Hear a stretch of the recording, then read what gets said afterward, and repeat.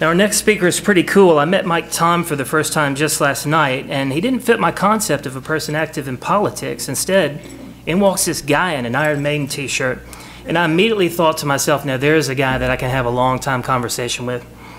And so we did. We talked about Iron Maiden, and immediately I thought to myself, now, oh, whoops, sorry. We did talk extensively about Iron Maiden, and then we talked about Slayer. And I found out that he was not an average metalhead like I was. He's not quite as dense as I am. The more we talked, the more I realized the depth of his views. He's the lead vocalist for a secular metal band called Staring Into Fire, singing songs about secular topics, which I learned is actually surprisingly rare in Arkansas, as many metal bands in Arkansas feel pressure to be Christian just to be accepted. They put on an act. There's no actor in Thom, only truth and courage. When I first heard about the National Atheist Party, my first thought was, count me in. If it's an atheist party, that can only mean there's strippers and a shit ton of alcohol.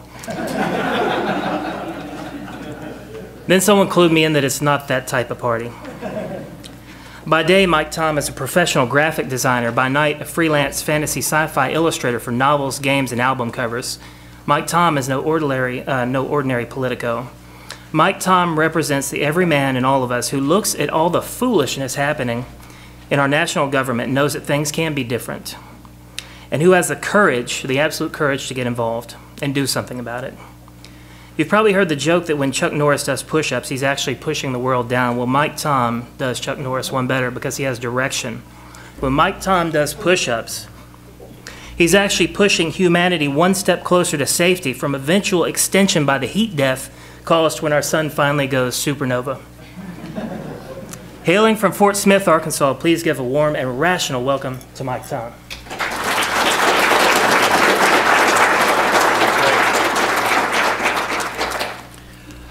Everybody have a good lunch? Oh, yeah. Is there a Chick-fil-A here? Just curious. Anyway, as he said, my name is Thom. This is my first experience speaking at an event, although, you know, as he said, I'm a front man for a metal band, so I'll try not to scream at you guys. So I'll keep my tones down when you can understand what I'm saying, which I sing a lot in my band too, but this is about the National Atheist Party. That's why I'm here to talk. So I want to start out by saying, as he said, I don't feel like a politician. I'm not a politician. I don't call myself that, but I'd say it was about August of 2011, I stumbled across the National Atheist Party on Facebook, and it was it's actually one of the first parties started on a social network. And I saw that, you know, I started looking through, they had, you know, different state chapters, and they were asking for volunteers, and they were, you know, asking people to step up, and I was like, National Atheist Party. And I was like, I live in Arkansas. I was like, oh gosh, you know. So I looked at the roster on the website, which is www.usanap.org, by the way, and I saw that Arkansas had 0. You know, there was nobody stepped up, and I was like, man, if you had asked me a month before if I would ever be involved in a political movement or be a politician, I would have laughed at you, you know, and said, no way. But when I saw that, and having been watching a lot of, you know, Seth's videos and Aaron Raw and Christopher Hitchens and Richard Dawkins, having read The God Delusion recently, and having been sort of a closet atheist for a couple of years, you know, and always been silently, you know, questioning and doubtful, I was like, man, I got to be brave, you know, just like I'm trying to be right now. Somebody needs to get this going, you know, even if I'm not qualified. I'm just a guy who feels strongly about, you know, what I see going on in the state. I follow politics a lot, you know, because I'm interested on what happens to me and what happens to all of us in America and overseas as well, you know, and our relations and all that. And I see a lot of negative things that are happening due to non-evidence-based thinking in politics. And that's what the National Atheist Party, it was founded in March of 2011 to, that was their primary goal, is to have a representation, because Troy Boyle and Jacob Kramer, president is Troy Boyle, Jacob Kramer is the vice president of the National Atheist Party. Troy was, he heard a lecture from Richard Dawkins where Richard Dawkins said something to the extent of, why isn't there a political representation for the secular people of America in America, And he's like, well, why isn't there? So he founded this party. Originally, it was called by a few different names, and they voted at that time last year, they voted as National Atheist Party. There's a lot of discussion right now as to whether that's going to stay the name, because there's some debate as to having the word atheist in there as keeping members and volunteers from joining out of fear of the stigma, which I understand that. I also would like to eradicate the stigma and make it not a dirty word anymore, because it's not. But anyways, long story short, on that part, we've got about over 26,000 members in America, in the nation. There are still several states without state chapter leaders. I think it's a little over half now, the 50 states that have representation. There's a lot more states that have a lot more volunteers. I'm gonna say that we are a 527 organization. We're not an official political party yet. And what that is, if you don't know, because I didn't at first, the Wikipedia definition is it's a tax-exempt organization created primarily to influence the selection, nomination, election, appointment, or defeat of candidates to federal, state, or local public office. And that's big. And we're a nonprofit organization. Like I said before, all members are volunteers. There's no money. All funds are going back into the program to build awareness. Now, at the time, right now, a lot of our charter, which I'm going to read a few things from our charter. You're probably wondering, what is a National Atheist Party? Obviously, there's some no-brainers on some issues where we might stand. As I said, it's evidence-based demographic or voter representation. But I don't have time to read the entire charter, but I picked out a few things I would like to read from you from the charter so that you get an idea on where we stand on a few issues at this time. It can always change if things vote differently, but I am in pretty much agreement with most of what is said. I can tell you that. Let's see. I'm going to start with jobs. This is directly from the website. It is no secret that the bureaucracy is expensive. We demand a comprehensive review of all government departments with an eye toward identifying wasteful practices and appropriate level of spending. The traditional policy of spend down, in which each department tries to spend its entire budget, each fiscal segment, in order to justify receiving more money in the next, shall be halted. In many states across America, worker rights, collective bargaining, and labor unions are under attack. Labor unions were created to ensure better wages and benefits were responsible for creating the middle class. Many people all across the U.S. are fighting to abolish labor unions. This leads to lower wages, benefit cuts, and trampling of employee rights. To stabilize our economy, it is necessary to stand with working Americans and support labor unions and workers' rights to collective bargaining, along with majority card check recognition of unions and reasonably punitive consequences for employers in violation of labor laws. Jobs are created when innovation occurs. There is no argument or question that this is true. All of our modern technological conveniences, from LCD and LED display technology to studless tires and athletic shoes, have been developed as a spin-off technologies from NASA.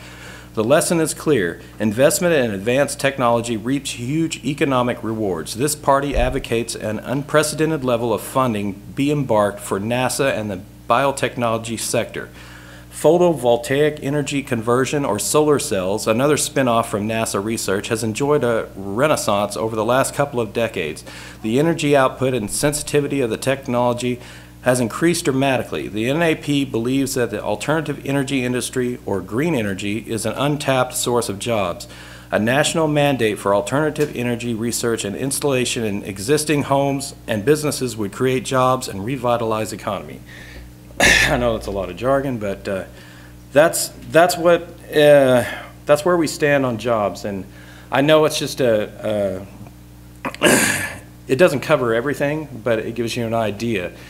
Putting money into science, innovation, technology, how can that be a bad thing? You know, I can see, I'm sure as all of you as skeptics, or most of you probably are aware of a lot of things that would be better if money was put into science, and including jobs and all the innovations that have occurred just in the last 20 years.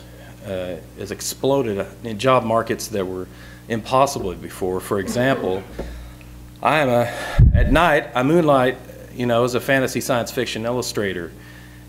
I live in Fort Smith, Arkansas, okay?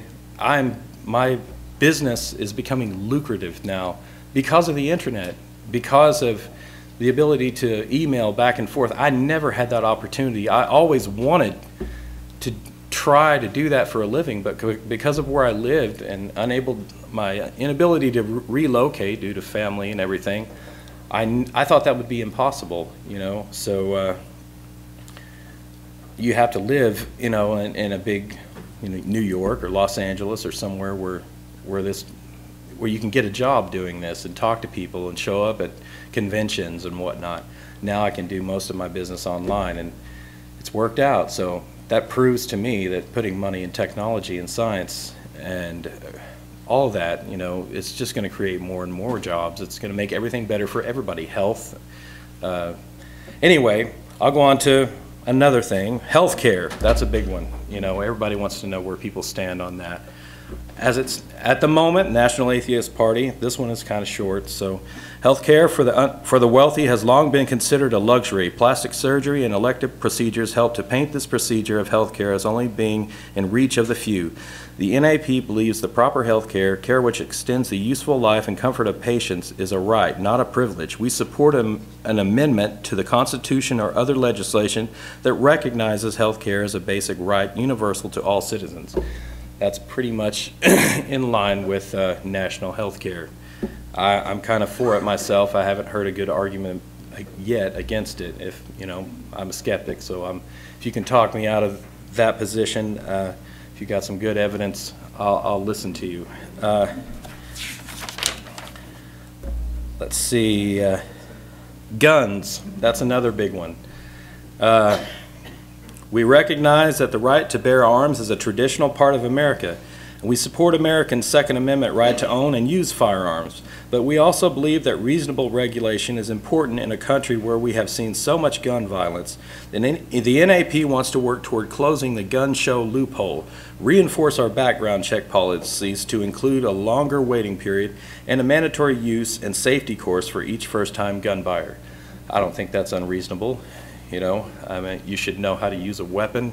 If you should be educated on it, it's a dangerous thing. If you're going to own one, you should be responsible. I don't think it's wrong to own a gun.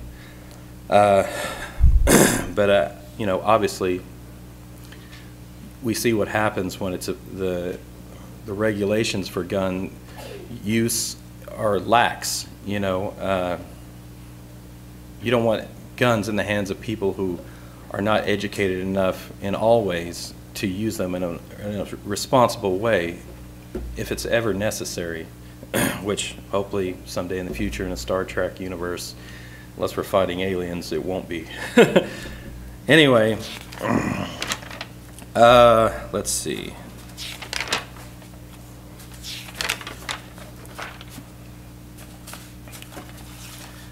I'm going to read one more, and then I'm going to close up because my talk here is short, thankfully.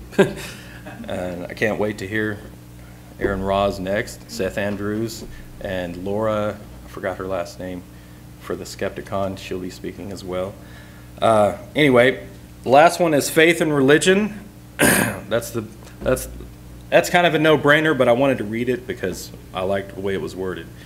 The National Atheist Party believes in the U.S. Constitution and in the wisdom of the founding fathers who wrote it. These great men had the foresight to erect a wall of separation between church and state, a wall that has been eroding for many years. In the 1950s, the phrases "In God We Trust" and "Under God" were added to our paper currency and our Pledge of Allegiance. Respectfully, it is our position that such language forces Americans to recognize the existence of God.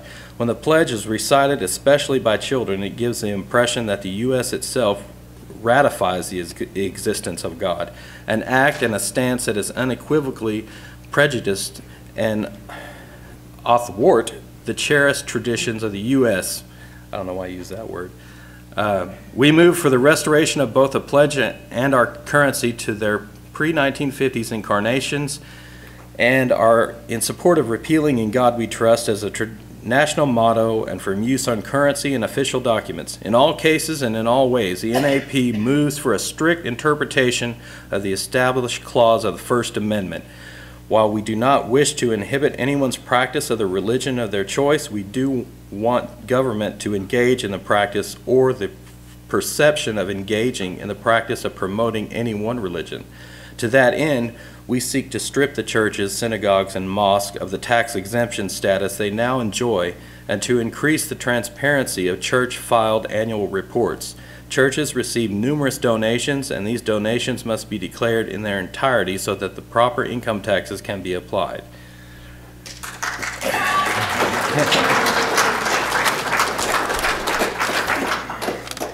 I just want to go over a couple more things in closing. Let's see. Recent events in Arkansas. I think it was already mentioned earlier by Sky, but I'm going to go over to Charlie Fuqua. I like to call him Fuck Whoa because that's what I think of when I hear this story. But yeah, he's running for Arkansas Republican state representative, and he published a book called God's Law, the Only Political Solution, where he endorses the death penalty for children. And I think if you were here earlier, he kind of explained that. But that's something that, you know, you should, in Arkansas, people say, well, what are the issues in Arkansas? You know, well, there's one of them. There's many, just like the bus advertising issue we had not too long ago. Was it last year or it was recent? But there's always something coming up where a secular viewpoint in politics needs at least a voice, which is all we are right now. We're a grassroots organization. We're just getting up off the ground. There are many things we're trying to gather for. We need more volunteers for positions in state chapters more than anything.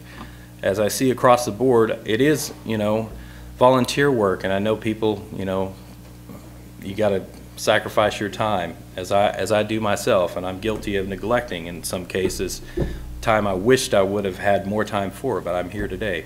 But either way, on Facebook, you can go to your find your state, which some of you, a lot of you here are probably from Arkansas. I encourage you to join the Facebook state chapter of the National Atheist Party. It's not hard to find. Then go to the www.usanap.org and officially register as a member, because you're not official unless you register. You got to fill out the form on the website. Also, I talked to Jacob Kramer, the vice president, on the phone a couple of nights ago, and he wanted me to say a couple of things. One is that we're getting ready to launch a new website, so there'll be a new platform. So try to get to the website as soon as possible if you're interested in learning about it, so before it changes over. And I'm not sure if we'll have a new domain name or not. It's possible, because there's a discussion and a vote going on right now about a name change for the party. Also, he wanted me to mention, as some of the speakers who are here today, they're going to be at, I know Jerry DeWitt is going to be there, back there, at NapCon, March 9th in, I believe it's San Francisco. I don't know a lot about it, but that's a National Atheist Party event, and there's going to be a lot of amazing speakers there. I'm going to do everything in my power to see if I can make the trip. Also, see.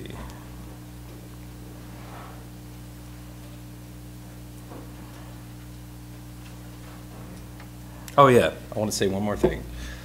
One of the things that we, one of the campaigns we launched in January, it's one of the things we did, it was a campaign called What Will You Do for Your Atheist Voters? It's a question we were to ask all political personalities and representatives nationwide. And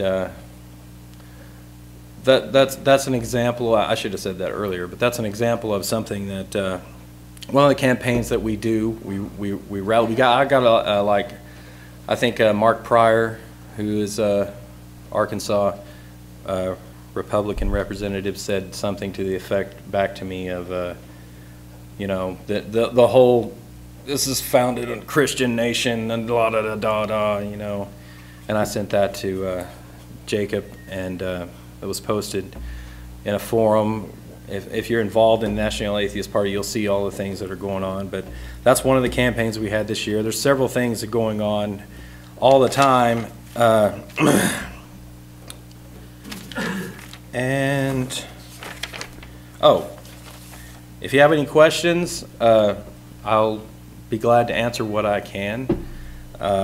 If I can't answer it, you can go to email Jacob Kramer at jacob.kramer, Kramer, at usanap.org, and he said he'd be glad to answer anyone's questions, you know, that he could. I guess that's it for me. So, thank you.